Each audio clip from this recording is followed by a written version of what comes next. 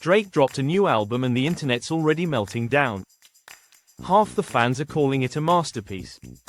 The other half are calling it certified mid. So let's settle it, track by track, vibe by vibe, bar by bar. Because this one isn't just music, it's a message. And depending on how you hear it, it either cements Drake's legacy, or proves he's out of touch. The album $OME$XC $ongs for you, yep. Title alone screams late night Instagram DM energy. 21 tracks.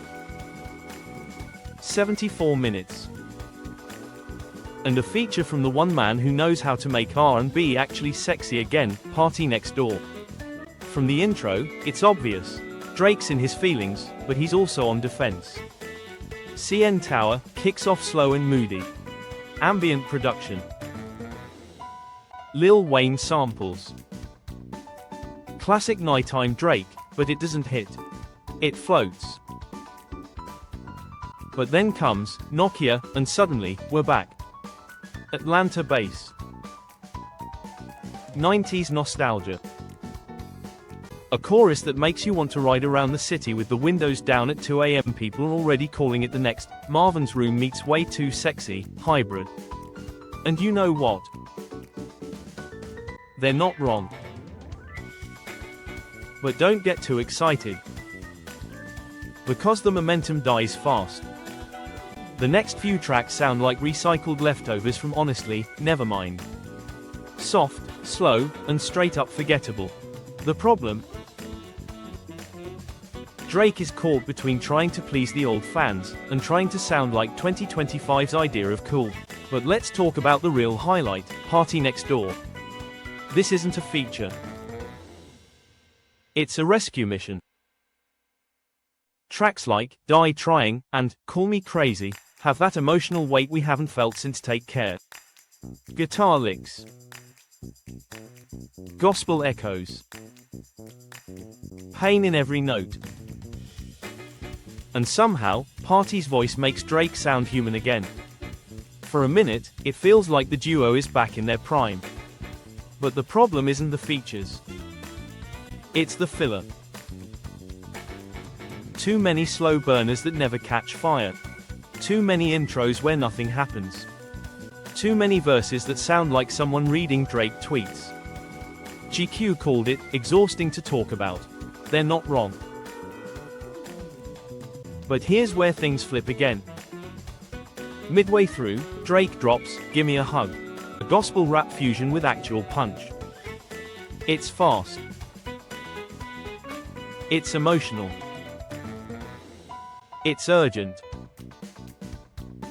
The kind of track that reminds you why this guy sells out stadiums. And right after that, we get Don't Text Me Back, a petty anthem that could have been on Nothing Was the Same. Suddenly, you're thinking, maybe this is his comeback. But then the outro drags. 3 slow tracks in a row. No punch. No purpose. No pressure. It ends like it's apologizing for ever starting. So here's the deal. Is this a masterpiece? No. Not even close. A few highs can't save a 74-minute marathon with no finish line. But is it mid? Also no. Because Nokia alone is better than most artists' entire discographies. So what is it? It's Drake in limbo. Too rich to care. Too famous to risk. Too polished to crash.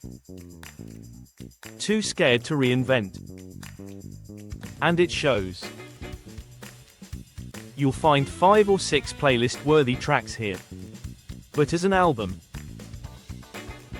it's lost in its own vibe. It wants to sound effortless, but feels calculated. It tries to be moody, but feels empty. It hints at growth, but plays it safe. So if you're a die-hard fan, you'll cherry-pick your favorites and defend them forever. If you're a casual listener, You'll forget half of this by next week. And if you're a critic, you'll see it as a reminder that Drake's best days might be behind him. But here's the truth no one wants to say. Drake isn't chasing greatness anymore. He's maintaining dominance. There's a difference. And this album, it's not a failure. It's a flex. Because when you can drop 21 tracks of mid to good R&B and still debut at number 1, you've already won. Even if the album didn't.